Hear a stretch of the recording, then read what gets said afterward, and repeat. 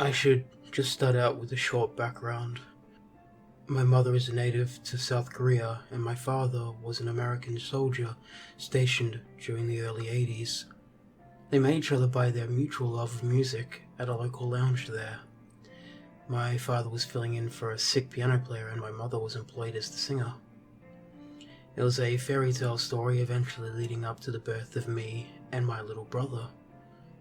Of course, even fairy tales have tragedies. When we moved to the United States during the 90s, my father became a different person and started to act quite abusive towards my mother. After a couple of years, my mother had the courage to eventually divorce him. It took a while to adjust. With the help of my aunt and uncle, we were able to go back to South Korea. Things seemed to fall into place when my mother used music as an alternative tool of distraction. Looking back, I'm very blessed because it's a driving force in my life today.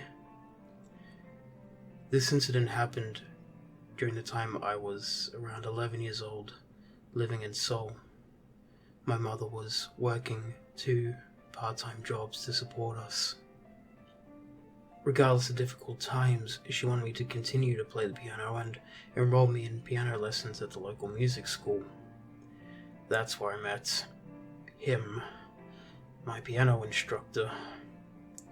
Given my age, I was never good at remembering names, but what I do remember is that he looked like he was a doctor and had a creepy obsession with his students' hands. As a result, I addressed him as Dr. Hands. I remember Dr. Hands was always dressed in his best, like he was always ready for Sunday service, combed, graying hair, white teeth, and always smiling. The first 5 months, the lessons were pretty fun aside from the comments of how lovely my hands were and to make sure I should take better care of them. Most of the time, I ignored them because I was getting attention from someone I considered a fatherly figure. And since he was a doctor, I thought he was just worried about my well-being. It wasn't until a few days later that I got to see his true demeanor. I had cut my hand when I was roughhousing with my brother outside earlier. I had fallen and used my hand to brace myself.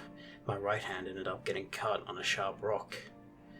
My mother had cleaned it and bandaged it before dropping me off.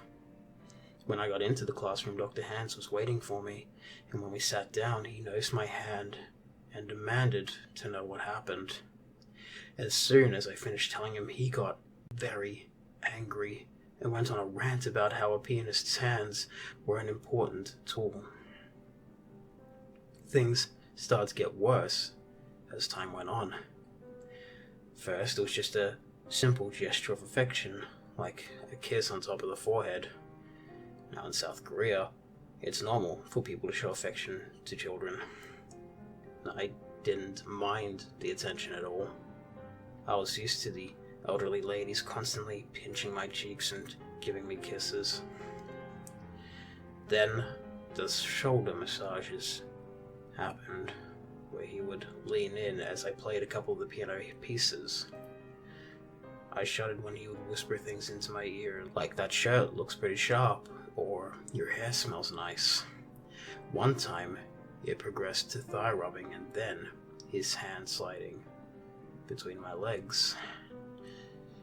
Once he finished, Dr. Hands showered me with sweets and told me that I was his good student.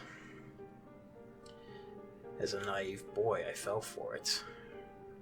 Since my dad wasn't around, he made me feel special. I thought he could do no wrong, but something about what he did was unsettling. Weeks went by and my piano lessons were getting less motivating. I fought on the idea of telling my mother, but I was afraid of getting into trouble. As an adult, the reason was stupid, but when you're a child, your parents' approval and praise fuels you. Eventually, I was pulled out of the lessons because of financial reasons. My last memory of Dr. Hands was his wide smile. I held the secret from my mother for years until I eventually told her. It took me a while, but I got the help I needed.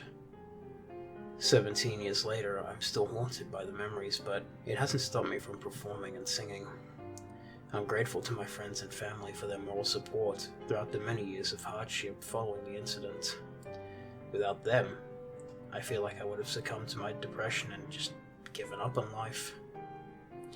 With this in mind, I want to address an important message to any of the victims of molestation or rape. I'm living proof that this can happen to anyone, male, female, child or adult. This sort of crime is never a laughing or joking matter, and the person who commits the crime can be anyone, even a loved one or especially someone close to you. If someone makes you feel uncomfortable, get help before it gets worse. Immediate action can save lives and prevent a lot of mental scarring. Teach your children about the importance of stranger danger. Children see a different view of the world than adults do, which makes them the perfect target for any perverts. As for Dr. Hands, if you're still alive, if I had the experience and knowledge I had today, you would be rotting in jail, but I'm living in guilt because of my actions. I hope your disgusting exploits landed you somewhere in jail, or 6 feet under. Let's not meet again.